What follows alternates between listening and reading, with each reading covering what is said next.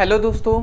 तो आज की इस वीडियो में हम बात करेंगे औसत वेग के बारे में। तो औसत वेग क्या होता है, इसका सबसे पहले हम डेफिनेशन देखेंगे। उसके बाद इसका मात्रक क्या होता है, इसकी राशि कौन सी होती है, इसका विमीय सूत्र क्या होता है, इसका फॉर्मूला क्या होता है। तो इन सभी के बारे में हम इस वीडियो में डिस्कस करने वाले हैं। तो चलिए दोस्तों, हम देख लेते हैं औसत वेग क्या होता है। ठीक है, तो हम देखते हैं औसत वेग। ठीक है, एवरेज वेलोसिटी। ठीक है, औसत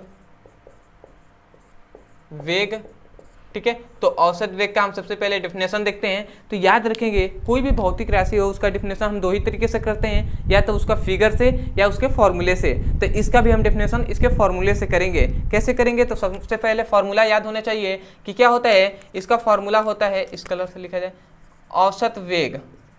औसत वेग इक्वल टू क्या होता है, औसत वेग इक्वल टू होता है तय, या कह सकते हैं चली गई कुल दूरी, या हम कह सकते हैं विस्थापन।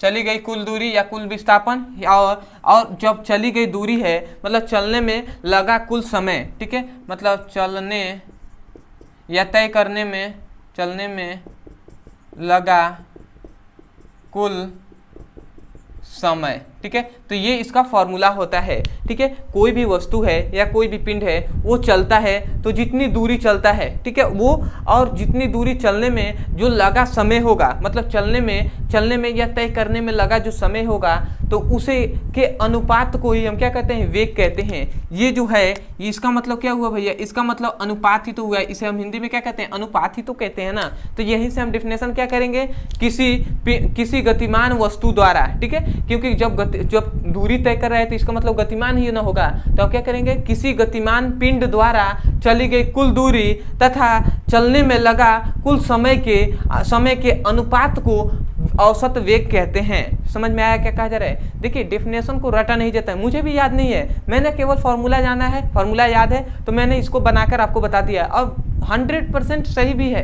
ठीक है, 100% सही है। आप कहीं भी बोल के भी देख सकते हैं या आप लिखिए, 100% सही होगा, कोई इसको गलत कह ही नहीं सकता है। ठीक है, तो क्या कहा जा रहा है, औसत वेग का डिफिनेशन क्या करेंगे, किसी गतिशील वस्तु द्वारा चली गई कुल दूरी तथा चलने में लगे कुल समय के अनुपात को औसत वेग कहते हैं। समझ में आया। तो इसको सबसे पहले आप पोस्ट में इसको बना लीजिएगा।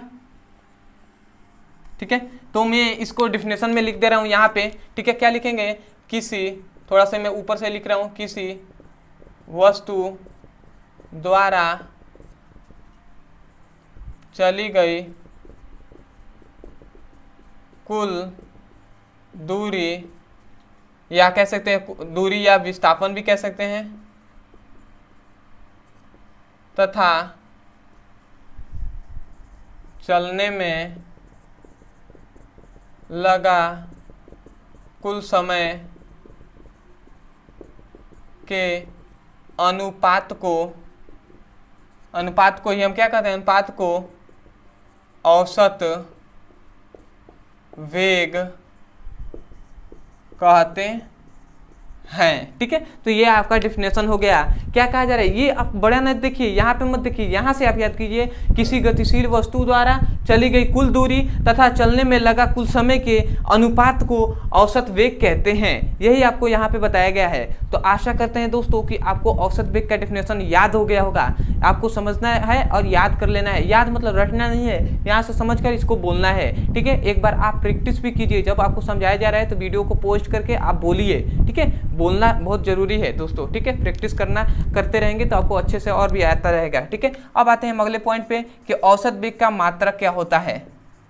ठीक है, तो याद रखेंगे इसके मात्रक, और मैं एक बना ले रहा हूं, ये राशि कौन सी होती है, और याद रखेंगे तीसरा हम देख लेते हैं विमीय सूत्र, जो कि बहुत ही इंपॉर्टेंट होते हैं। ठीक है, तो याद रखेंगे औसत वेग जो होता है ये इसका मात्रक की अगर बात की जाए तो यहाँ पे दूरी है और यहाँ पे समय है। तो भैया क्या हो जाएगा, दूरी का मात्रक होता है मीटर और समय का मात्रक होता है सेकेंड। तो इसका क्या हो जाएगा, इसका हो जाएगा मीटर प्रति सेकेंड। ये कौन सी पद्धति में है, तो एसआई पद्धति या एमकेएस पद्धति में है। और याद रखेंगे अगर दूसरा मैं बताऊं तो इसे हम लिख सकते हैं सेंटीमीटर प्रति सेकेंड। तो भैया सेंटीमीटर प्रति सेकेंड ये कौन सी राशि है, तो ये कौन सी पद्धति में है, तो ये सीजीएस पद्धति में है, ठीक है, तो आपको याद रखना है। अब आते हैं भैया, ये औसत वेग है, ये कौन सी राशि है, ठीक है, तो याद रखेंगे ये एक सदिश राशि होती है, क्योंकि इसमें जो दिशा होती है वो निश्चित होती है। तो ये क्या है, ये एक सदिश राशि होता है, ठीक है, ये भी याद रखेंगे। अब आता है विमीय सूत्र पे, तो भैया इसका विमीय सूत्र, जो वेग का विमीय सूत्र होता है वही होता है, क्या होता है, m0 L1 और t-1, ठीक है, ये होता है, या हम इसे ही लिख सकते हैं क्या, L1 और t-1, t-1, तो ये दोनों में से हम कोई भी लिख सकते हैं, दोनों सही है, ठीक है, दोनों एक ही है भाई, ठीक है, m0 का मतलब कुछ नहीं, तो इसलिए m को यहाँ पे छोड़ दिया गया है।